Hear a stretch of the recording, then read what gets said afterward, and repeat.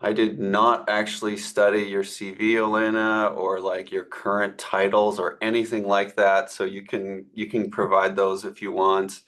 Um, Olena's an old friend and graduate student that we went to grad school together in Vancouver, and now she's gone on to do great things in California and is at UCSC and basically runs the Treehouse Childhood Cancer Initiative, which she's going to tell us about today. So it's really nice to see you, Olena, and thanks for doing this. Thank you so much. Thanks, Obi. And thank you for inviting me to speak in this call. I think it's going to be really great to connect to this community more and see if there are synergies with our work. Um, so Obi asked me to give kind of a general talk of what we're working on, which is what I'm going to do. Um, and we could, we could pause for discussion. I think we can keep it informal. So, yeah, so I'm currently a faculty member at UC Santa Cruz in MCD biology, and where I run the Treehouse Childhood Cancer Initiative. And so what recently we've been working on with Treehouse, and I'll tell you what Treehouse is. It's probably not most people don't know, but we've been most recently focusing on bringing RNA sequencing to the clinic. And so I'll tell you about our challenges with that. So as you know, so we work on pediatric cancers defined as cancers in people younger than 29. So pediatric, adolescent, young adult, really cancers. And, kind of a well-known fact about this group of diseases is that they tend to have fewer coding mutations in their DNA compared to adult cancers. And this is a widely shown widely shown diagram of that, basically showing that pediatric cancers on average have lower rates of somatic mutation. And so this is a motivation for us to look at the RNA and look at gene regulation as another common mechanism that is implicated in pediatric cancer. So we've been working on bulk RNA sequencing, and for this group, you of course know what that is. When I say RNA sequencing, refers to bulk Illumina RNA sequencing. So this is an old technology that's been very useful to study various RNA populations, but unfortunately in the clinic, its application has been largely limited to gene fusion detection, so kind of detecting chimeric proteins that are, of course, present in many cancers. But, these other applications of RNA-seq, like express sequence variants, splice variants, transcripts, isoforms, or even gene expression levels, while they have been widely used in research in the clinic, they're limited. And so that's where we come in. So in Treehouse, we've been focusing on gene expression outputs of RNA sequencing. And so over the years, we have assembled large data compendia of RNA sequencing data, and we've made these compendia publicly available. We now have multiple compendia on our website that represent different library construction, like poly-A selection, ribosomal depletion, exome capture. So we have different compendia for that. And then we have a compendia from primary tumors, from patient-derived xenografts, from cell lines, from normal tissues. And this is one image of our one poly-A RNA-seq tumor compendium that has over 12,000 tumors from over 2,000 pediatric cases and 78 adult and pediatric cancer types. And I know these numbers are not large in this day and age, but what we are proud of is that we have data from many, many different sources. So it's not just one big study like TCJ, but we have data from many kind of small studies that we take and harmonize the process using the same pipeline and make available so it's all comparable. Also, recently, we've been part of, well, for the past 2 years, we've been part of the NCI Childhood Cancer Data Initiative project, which is an effort to kind of unify pediatric genomic data in one environment. And so we're building this, they call it a data federation API. The idea is that NCI will host a front end where you can go and search for a specific data set or for a specific tumor type to see what data for that tumor is available. And you can search across multiple kind of key resources in pediatric genomics, including Pediatric Cancer Data Commons in the University of Chicago, St. Jude's Cloud, Kids First Data Resource Center, and us, so Treehouse, and then also the Cancer Research Data Commons. And so, sorry, so our compendia are gradually becoming part of this infrastructure, which is a work in progress, but this summer there was a first release of this API. Okay, so what do we do with these data? So, okay, so we build these large compendia, we make them available, so this is great. We've also been focusing on developing tools for how to use these compendia in kind of precision medicine applications for individual patients.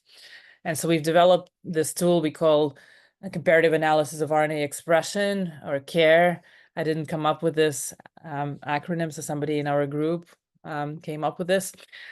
And so what CARE does is it compares a single RNA sequencing data set to this compendia that we have to identify molecularly similar samples, and then also identify gene expression outliers, which we postulate could represent druggable targets and druggable pathways in an individual tumor. So that's what Treehouse CARE does. So, other people do outlier analysis. This is kind of a common thing that people do with RNA-seq in terms of gene expression. We took a lot. So I would say that our approach to outlier analysis is perhaps a little more complicated. So we've spent a lot of time on it. So when we do the outlier analysis, we compare each patient sample to our whole compendium. And then we also have this complicated process that we call pan-disease outlier analysis, where we compare each RNA-seq sample to other RNA-seq samples of similar disease. And of course, it's complicated because how do you define similar disease? And so we don't have a good answer, and so we have a complicated answer. So we look at so we define similar disease both in terms of pathology. So we use, pathology, histology information to select similar diseases. So for example, if it's a neuroblastoma, we select other neuroblastomas in the compendium. But we also define similar disease in terms of RNA-seq similarity. So we have this thing that we say first-degree neighbors. By the way, I didn't talk about this visualization we have. So this visualization I'm showing here, this is called a tumor map visualization that was developed by George Stewart at UCSC. And so this is very similar to t-SNE plots that you have seen. But this is not that. This is the same idea, but a different method that actually uses strings. And so here each sample has 6 nearest neighbors because these are actually small hexagons. And so there are 6 nearest neighbors that each sample has. And so we call them first degree neighbors. We call them the top 6 first degree neighbors. And then the first degree neighbors are all samples that are correlated to a given sample with at least a correlation score in the 95th percentile or higher, if you look at all correlation scores in the compendium. So we have these first degree neighbors, then we have first and second degree neighbors. So first degree neighbors and then their neighbors. And then we have these top 6 samples, and then we have focused disease. And so this is our pan-disease analysis, which is quite complicated. So basically compares each RNA-seq data set to 4 different cohorts defined as described here, and then takes a consensus. So it takes outliers that are found as outliers in at least 2 of these cohorts. And we call that pan-disease. And I'll talk a little more later about this, but I think this is kind of the crux of the matter in RNA-seq is what do you compare to define something that is going to be clinically meaningful. So that's our care approach. So care approach again, so it looks for molecularly similar tumors, and by molecularly I mean really in gene expression space, in RNA-seq space, and then looks for these outliers, and then looks for pathways enriched among outliers, and looks for drug targets. And so so we've published this method a few years ago now, and then we've utilized this in different cohorts. Most recently, we've run a clinical study with Stanford, with a single institution where we've used this care pipeline in a cohort of difficult to treat pediatric solid tumors. So we had 33 patients where we had a tumor sample, and we conducted RNA-seq analysis and this Treehouse care pipeline. And then DNA mutation analysis is now a standard of care. So they all get a gene panel, either from Foundation Medicine or from Stanford, which is called the STAMP panel that Stanford has. And then we looked at the results, discussed the results in tumor boards, and kind of looked to see how Treehouse care performs as compared to DNA analysis. And so here we found that our care analysis was useful for nominating targets for rare cancers, and it was useful for most patients. I think we had a target for all but one patient. And this was, especially useful when DNA testing was not informative. And so I'll show you one case which we're very proud of from that study, which illustrates the utility of this approach. So this is a rare pediatric tumor called myoepithelial carcinoma. This tumor often has the SMARCB1 deletion, which is a kind of a common molecular feature seen in some pediatric tumors. So this tumor is very rare. It doesn't have even clinical trials because it's so rare. And so it's usually treated with chemotherapy. And so in this case, the patient was a 23-month-old male when he was diagnosed with myoepithelial carcinoma of the liver and metastatic disease. So he's treated with chemotherapy and delayed complete resection. And then 3 years later, had a metastatic recurrence to the lungs. And then at that point, so I mentioned very rare disease, so there is no kind of second line standard of care treatment, and not even clinical trials for this disease.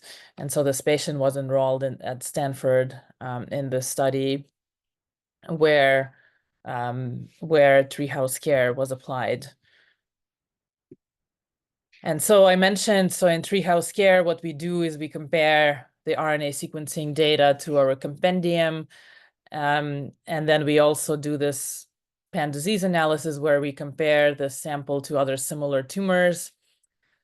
So in this case, this was a very rare disease. So myoepithelial carcinoma, we had only 3 other myoepithelial carcinoma samples in the compendium.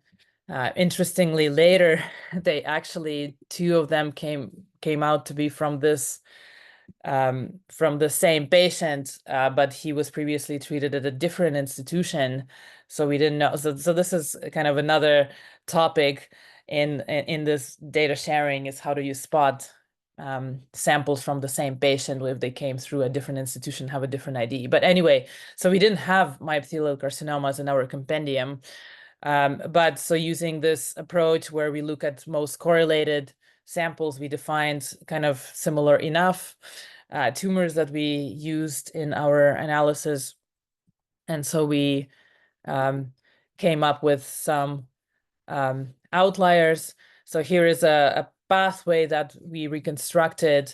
And so how this is done is we identify these outliers. So using comparison to the whole compendium and using comparisons to similar tumors.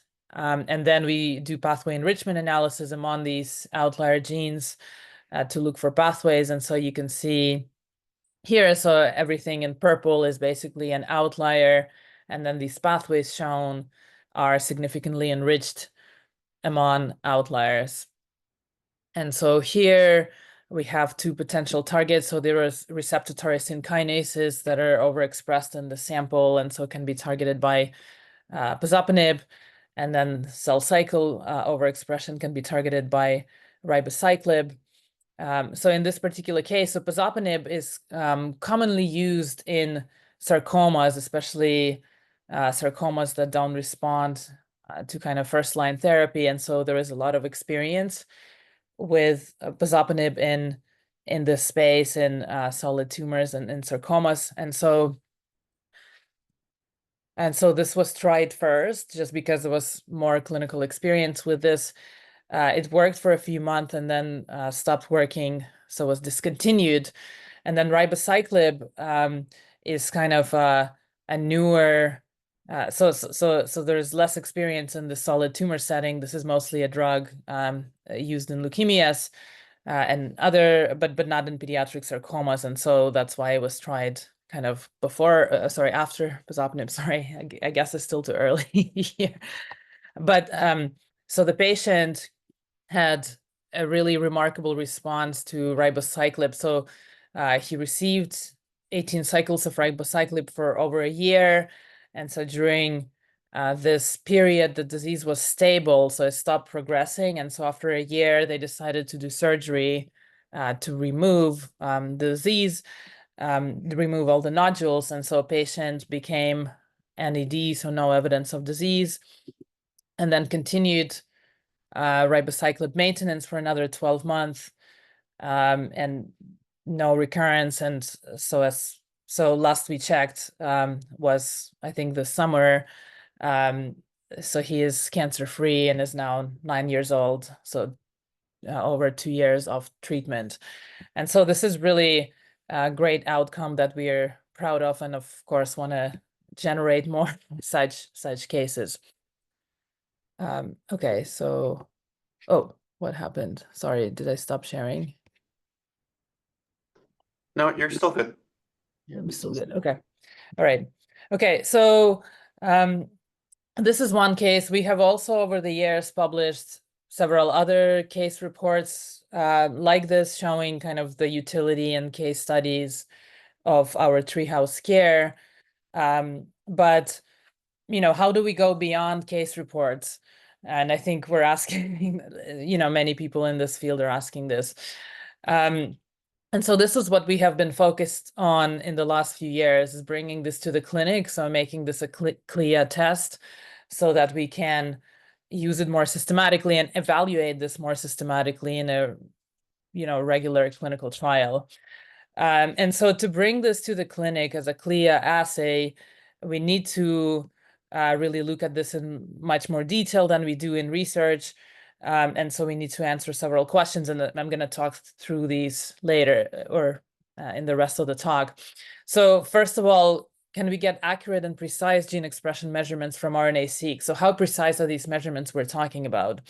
How reproducible are these outliers we're talking about, right? And this is a key question.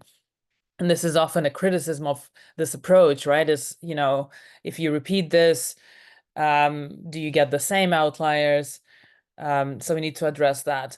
And then also, a very important question, and maybe what resonates with this group, is how should clinically relevant abnormal expression be defined, right? So what abnormal expression is clinically relevant? Because of course we know we can find many things that are differentially expressed. Are all of them drug targets? No. But how do we define the ones that are? Okay, so I'm going to talk through some of these and kind of our thinking. I don't have answers for everything, but I'll share with you our journey. So first question about accuracy and precision of RNA-seq, of bulk RNA-seq. And just a quick diagram here. So high accuracy and high precision, so you get the correct answer all the time. Low accuracy, high precision, you get incorrect answer all the time. High accuracy, low precision, you're correct but less precise. And low accuracy, low precision is, you're neither. So let's talk about precision of RNA-seq based gene expression measurements. So how we define this. So this is defined in replicates, right? So we repeated the same experiment and to generate replicates. And so we've looked at poly-A library construction and ribosomal depletion library construction. And then we've looked at, do we get the same TPM? And so I should say, so we use transcripts per million. So this is TPM, kind of a standard gene expression measurements in the space. And so we look to see how precise, do we get the same TPM if we resequence a sample?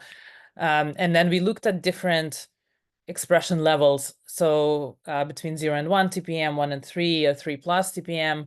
And then you can see here standard deviation. And so basically the take-home message is that the higher the TPM, so the higher the gene expression level of an individual gene, the more precise the measurement. And so if you look at genes that are expressed above 3 TPM, those measurements are very precise. And they're less precise, or imprecise, you could say, if you look between 0 and 1 TPM. Okay, and so this is true for both poly-A and ribo-D. Okay, so what about accuracy? So accuracy, again, is getting the right answer, right? So it's precise above 3 TPM, but is it correct? And so here we've looked at ERCC, so External RNA Control Consortium, SPIKIN. So these are synthetic transcripts that don't map to the human genome, so you can analyze them together with human data. So the synthetic transcripts, and they represent different GC content, so they kind of designed to represent a diverse set of transcripts. And so we spike these into universal human reference RNA, and so then looked at, and so, one key thing is we know, so we can purchase these synthetic transcripts and we know their concentration, right? So we have a manufacturer concentration, and then we can look at the correlation between our TPM and the concentration. And so it's shown here. So you look at log 2 TPM plus 1 here on the y-axis, and on the x-axis is manufacturer concentration. And so you could see kind of, the correlation is really bad at the lower end. And so if you cut off everything that's below 1 TPM, you have a sort of a more linear plot here that, yes, there is a correlation between a concentration and measured TPM. But you can see it's not perfect, right? And so it's shown here. So here I'm grouping different ERCC transcripts on the x-axis according to their concentration. And so here in the zoom in area, we're looking at a specific, so all of these ERCC transcripts are present at the same concentration. So we know that from the manufacturer, they're the same concentration, but you can see their TPMs are variable, right? They don't get the same TPM. And so this tells us that other things, and so we know GC content, poly-A tail are different in these transcripts, and so that affects the TPM measurement. And so we, have known this from literature, but kind of showing it in our own hands is that TPM measurement, basically takeaway is that TPM measurements are accurate, but they're dependent not just on the expression level, but also on sequence features such as GC content, poly-A tail, and maybe other features too. So this is just something to keep in mind. And then also another thing to note is that a library construction method also affects expression levels. So if you look at poly-A expression in red here and ribo-D, so ribosomal depletion libraries, so RNA-seq data generated from a ribosomal depletion library and poly-A library, you can see that poly-A measurements tend to be higher or are higher. And this makes sense because in poly-A, in TPM, you're normalizing to the total number of transcripts. In poly-A libraries, you're looking at fewer transcripts because you have poly-A selection compared to ribo-D. And this is one, thing that we also, so we cannot combine poly-A and ribo-D data because they are different. So Elena, maybe you're going to get to it, but what about like measures of the quality of the sample input? Because we also find that, like, especially with TPM, right, it like spreads those million TPMs. It has to sum up to a million, right? So sometimes if you have like a really stepped on sample, where effectively like no genes or very few genes are detectably expressed because the quality is so poor. They can like the distribution of TPMs can be weird, where it's like genes that have like a handful of reads that would normally in a normal library have like a very low TPM and be down in that like highly variable inaccurate zone. Now get like this inflated TPM, which is probably like very error prone. So have you looked at that like sample quality input? Yeah, so these are all so I guess so for RiboD, so the other so this is RiboD fresh data, so it's because we were looking at cell lines, but also yeah, so also if you look at tumor data, so for ribosomal depletion we do FFPE, so we do sequencing from FFP, and there you know so we have a DV200 cutoff that's recommended by Illumina. So we haven't, I guess to your point, we haven't tried anything that's below that cutoff. But yeah, no, so this is all data that passes kind of, you know, for a poly A passes the RIN at least 5. And then for RiboD, this is also fresh data. I'm not showing any data that's ribosomal depletion from FFPE that's like below the DV200 cutoff. So right now, would you basically recommend like that this be used on, you know, samples that pass those like pretty good RIN or DV200 Yeah, minimums? yeah, I mean, yeah. But that's another point. You're right. That is not even considered here. Yeah, absolutely.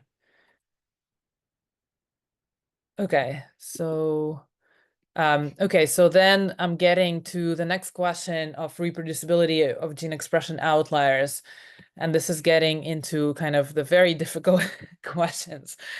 Um, so we've talked a little bit about quality, and so I want to introduce also another type of quality. So at the sample level, and so it's great you asked that question. So we started talking about quality. So at sample level, you know, you can look at the mass of the sample, tumor content, pathology. Um, and then at the RNA level, we use RIN or DV200 concentration. And then sequencing library, we also use concentration. But what about sequencing output? And so in Treehouse, I mentioned, you know, our whole method utilizes these comparisons to compendia, and compendia are generated by many different people, deposited into different databases, and we basically were data parasites, right? So we're getting data from multiple sources and trying to use it in this clinical test, right? Or we're trying to postulate that you can use it in a clinical test. So we need some kind of quality control on the data itself. So can we add these data to the compendia, these high quality enough? And so we, and of course, for many of these sources, we don't have RIN, you know, we don't have information from the wet lab because it's not often available in the databases. So what can we do? And so we've developed this QC method that we now call manned QC, and it sounds more sophisticated than it is, but this is what we use kind of as a quality control on the data themselves. So we look at, so manned QC looks at mapped exonic non-duplicate reads in the sample, not at total reads, to basically assess the quality of the sample, at least for this particular application for gene expression analysis. And so we find that you can't really, so depth of sequencing is not really indicative of the total number of manned reads. And so this is our data from the wild, so data that we got in Treehouse from many different sources. And so you can look, each bar represents a data set, and this is just a sample of the data. And so the total bar height is read counts in millions, and then different colors represent the different types of reads. And so you can see the dark green is manned reads that we talked about, some mapped exonic non-duplicate reads. So these are informative reads, right, that map to exons, don't represent PCR duplicates. And so you can see we have data in the wild that look like this. So you have, you know, high number of total reads, about, you know, 75 or something, but then very low number of manned reads. And so we exclude this of course, from compendia and from our analysis. Do you, sorry, do you also like this makes a lot of sense to me. So you exclude samples that basically don't have enough, unique Yeah, exonic content. It's like a nice, like a measure of complexity of the sample, basically. yeah.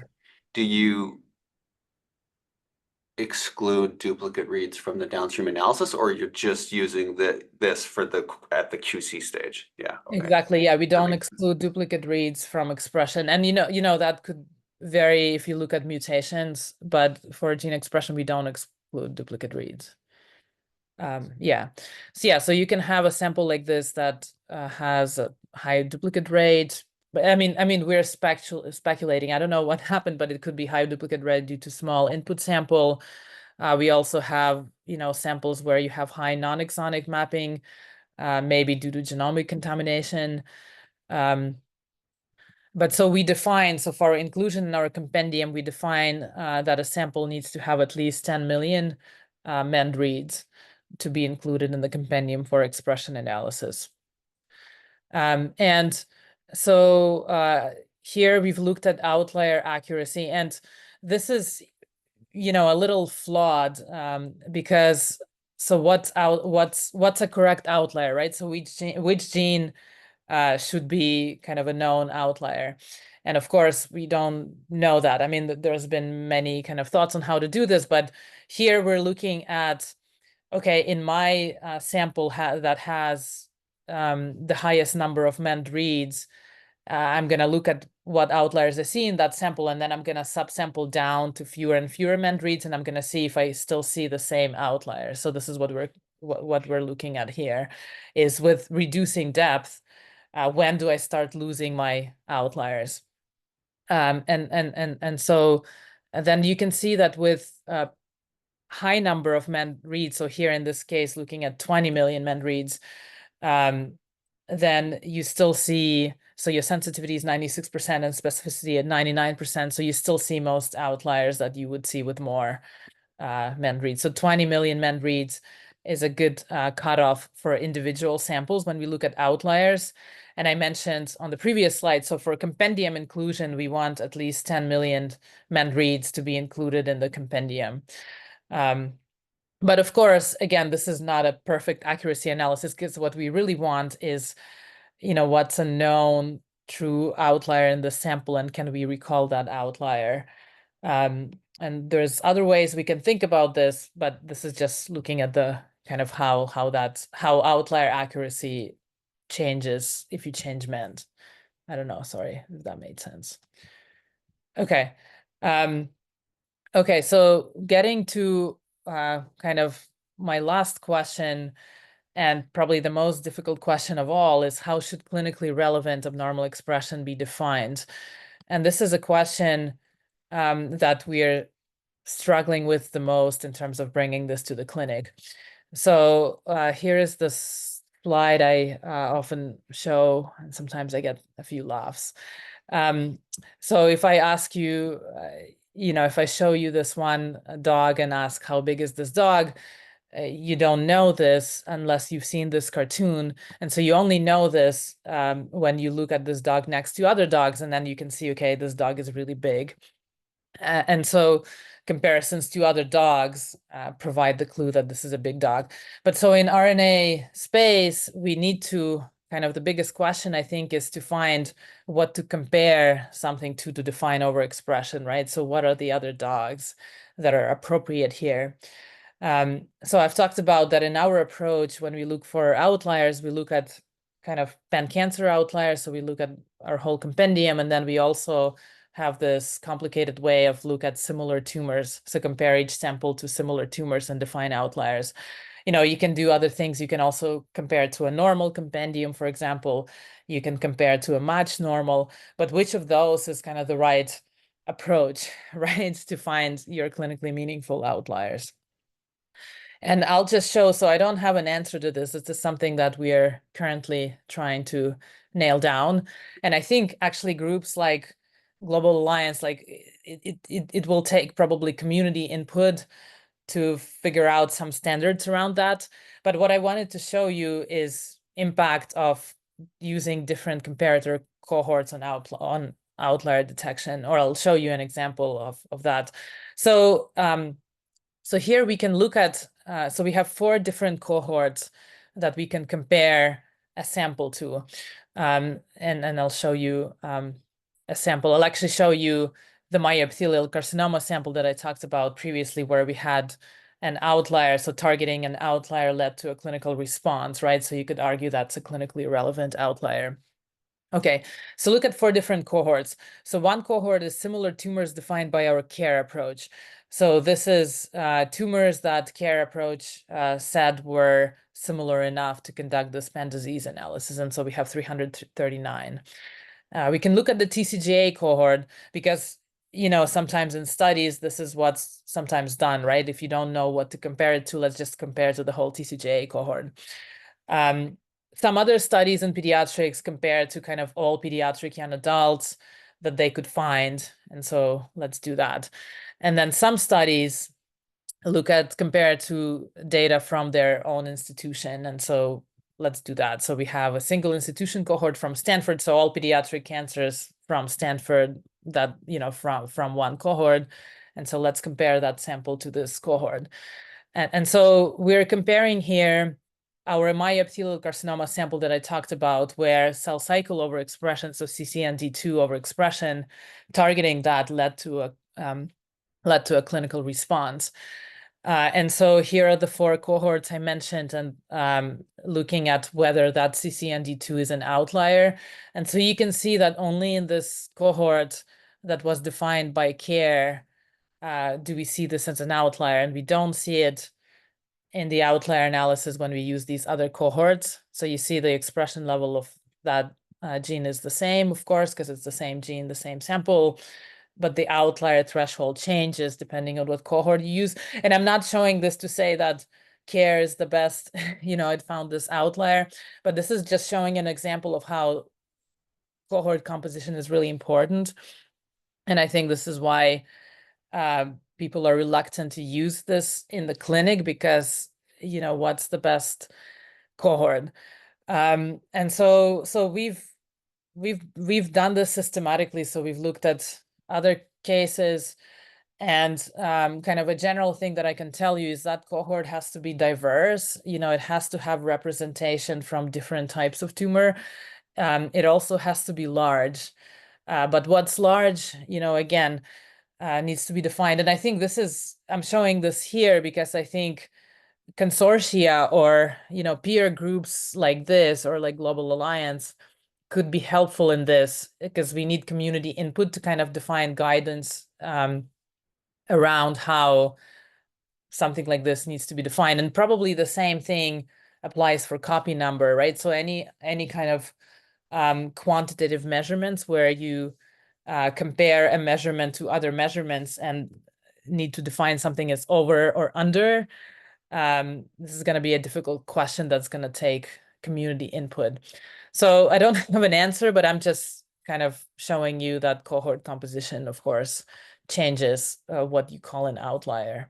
And this is something we're working on, and this is something we need to address as a community if we want to move this to the clinic. We need to have clear guidelines of what to compare a sample to define it overexpressed. Okay, so in summary, so hopefully I've shown you that RNA-seq gene expression measurements could be useful, especially for tumors with lower mutation rates like pediatric cancers, and can identify targets for therapy.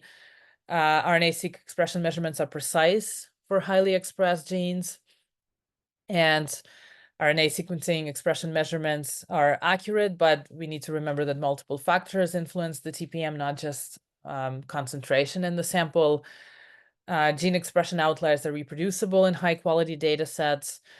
And, key question is that cohort composition needs to be defined for clinically relevant outlier detection.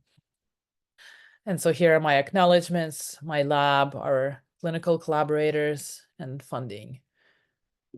And thank you so much. Oh, and I see questions in the chat. Sorry, I should have looked at that. Have you looked at how tissue prep affects RNA expression? Yeah, so FFP versus fresh tissue. So this is something we're looking at carefully now, absolutely. So it definitely affects. And so we have separate compendia. So for several years, we have been trying to develop batch correction that would allow us to consolidate poly A and ribo D to make a really big compendium, right? And we've failed at doing that. So we think that tissue prep really affects expression, and you need to have separate compendia. That's kind of our current. How do you know that it failed? I had the same question when you showed that visuals. Like it seemed like you could batch correct, or that the distant difference was kind of superficially looked consistent. So it sort of superficially seems like you could adjust the ribo signal to be what it would be like if it had been prepared with poly A. So, but why doesn't So it I work? guess, You know it's not working. yeah, so I guess I should say it depends on your application, I guess. So I guess it's not fully true that you can never correct. So you can correct. So if your question is finding similar tumors, you can correct. Well, actually, you don't even maybe have to correct, but you can uh, combine them, and basically you can compare a sample to FFP data and find the same similar tumors as you would to poly A. But for outlier detection, not been able to reproduce outlier detection with batch corrected data, just because outlier detection is so finicky. Like you can see, I mean, we haven't done so what we don't have is we don't have the exact same compendia in FFP and poly A, right? Because I've shown you that compendium composition also matters, and so maybe so maybe it's a difficult thing to demonstrate because you need the same compendium and.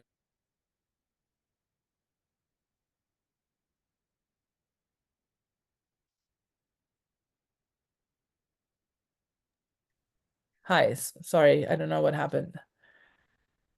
We just lost you for like 2 seconds. Oh, okay. So, yes, I think what I was saying is because outlier detection, there are so many factors um, that are part of that maybe we just haven't done the right experiment to show that you could correct, but from our imperfect experiments, we were not able to reproduce outlier detection in FFPE data. So what we really need, I think what I'm saying is we need a lot more maybe matched FFPE and poly A data to look at that. Yeah, so you think if you had like an example cohort that had been processed through both approaches, that maybe you could model the impact? Yeah, exactly. But what we have is we have few samples, like we have, maybe like 20 samples that have both, but that's not enough. Yeah, so there's this like data set with sort of very contrived data set with the universal human reference RNA and brain commercially purchased RNA, where they a consortium like produced RNA-seq data at various centers and with different levels of degradation and with poly A and ribo approaches. And we've used that data set as a kind of toy example to demonstrate like how batch correction can work, basically showing that you can batch correct the difference coming from poly A or ribo, but it's like so controlled that like Right. it's kind of like the easiest situation to correct, and it's a very small data set, so probably not enough to like learn the general rules. Um, for the relative comparisons or for the outlier analysis where the cohort seems to matter, what are your thoughts about the solution? I mean, do you think the solution is agreeing on an existing like data set, or is there an analytical approach that would somehow make the things work consistently regardless of which reference cohort you used? Or is there a need to create a reference cohort that we would all agree to use as a reference point consistently? Or is there a data set that exists already that might serve as that purpose?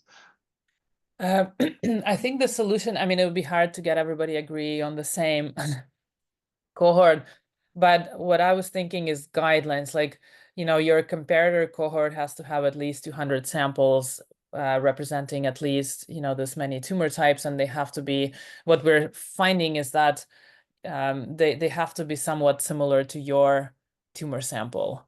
Like it cannot be neuroblastoma you're comparing to like breast, and because then you see a lot of tissue signal.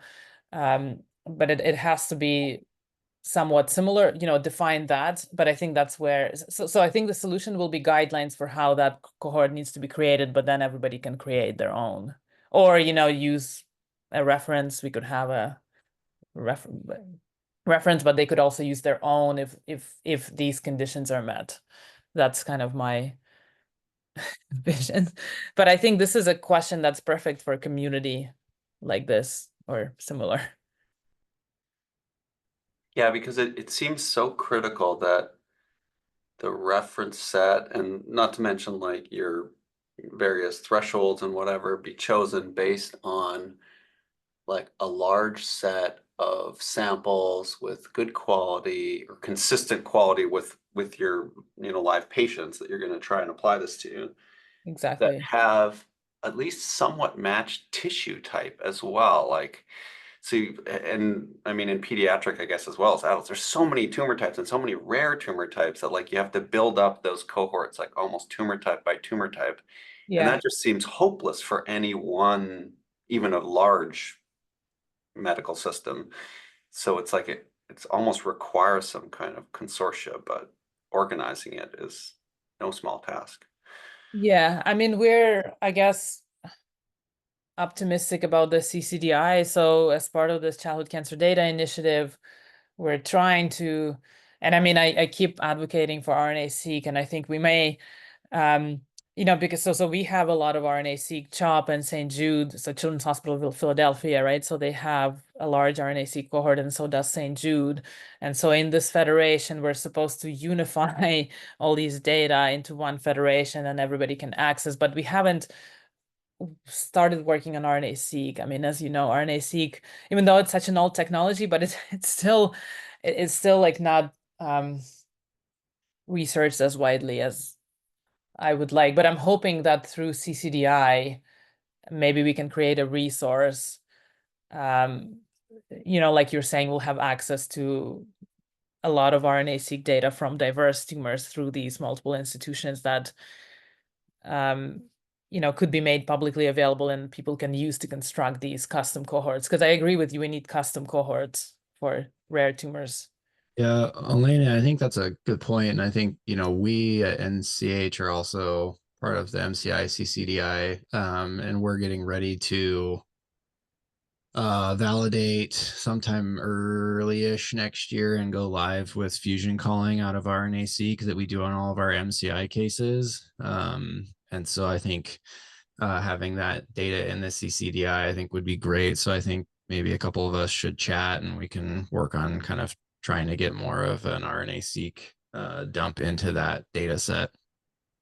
Absolutely. Yes. And MCI, it's so great that you guys are believers in RNA. I'm so excited that because you're close to having RNA for expression as well, right? Like for a whole, not just fusion. It's a good question. I don't know where we are on that in terms of, I just got more involved with the RNA-seq stuff recently. So Hi, this is Gordon from CHLA. So we are huge believers in RNA-seq for BLL. We have been doing fusions clinically for a long time and validating expression-based classification. So definitely on board with using RNA-seq. It's a little bit disease dependent. We know it works beautifully for BLL. Yes, and absolutely. And that's something I didn't talk about is classification. So I've kind of jumped into outliers, but definitely classification. I mean, that's a more mature application of RNA-seq for sure. Yeah, we only looked into classification, and then we are a little concerned about using it for outliers because we don't use any of the usual library prep methods. We are using exome probe enrichment because it makes it more sensitive for fusions. But we were pleasantly surprised that for expression classification still works really, really robustly, but outliers based on your talk might be a different story. So would be very curious to test it actually against for outlier identification, because it's a different library prep, yet the third way of doing it, which might not be conducive to outliers. But really enjoyed the talk, so thank you so much for that. Yeah, and we're happy. So we have our Treehouse Care pipeline. It's available, and we're happy to work with people to run Treehouse Care on their samples if you're interested. That would actually be wonderful. I will work with people from our informatics team to maybe get in touch with you and try out some cases to just to see how badly our library prep approach messes it up. But yeah, that would be wonderful. We'll be in touch. Sounds good. I have a question. I'm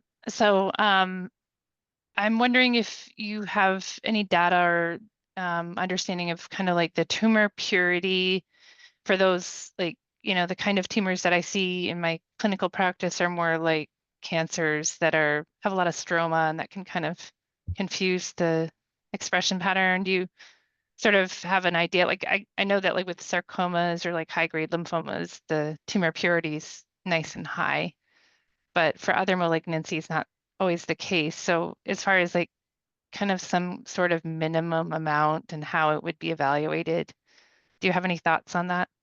Yeah, so that's another difficult question that I haven't touched on. So in the study that we did with Stanford, and well, actually for all our samples, so we've worked with at least 40% tumor purity. But that's another thing to define more carefully, like to go. So for fusions, so we've done that for fusions, and so we've defined that in terms of mend reads. So we said that you need at least 2 million mend reads to detect a fusion that's expressed in at least 3 TPM. So I don't know what that. So basically, what we're saying, if you have a lower tumor purity sample, you can sequence it to a much higher depth to try to capture the fusion, to get at least, and what's the high depths? Well, to get at least 2 million mend reads coming from the fusion. But so for gene expression, it's high. It's you know, we could do that with ERCC, so basically do dilution studies to see at what point you lose that ERCC. So we're doing that work. I'm saying we don't have an answer, but that's another thing to define. Right now, we've been working with 40% and higher tumor purity, but that's defined kind of more empirically, because that's what UCSF and Stanford, that's what they do for their DNA tests. They work with at least 40%. But that's another difficult question. Sorry, I don't have an answer. I'm just saying yes. Yeah, okay. Nothing to worry about to define.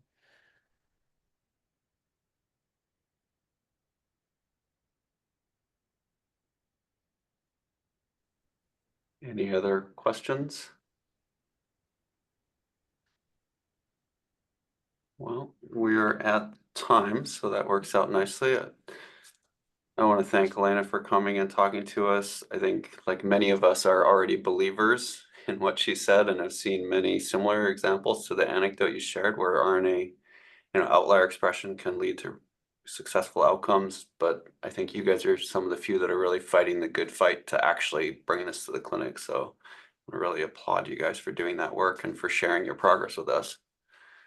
Thank you so much. It was so nice to see some old friends and meet new ones. Thank you. Yes, and please reach out if you would like to try Treehouse Care. Like I said, it's freely available. You can try it yourself, or we can help you. So very happy to collaborate. Thank you. Thanks, everyone. Bye.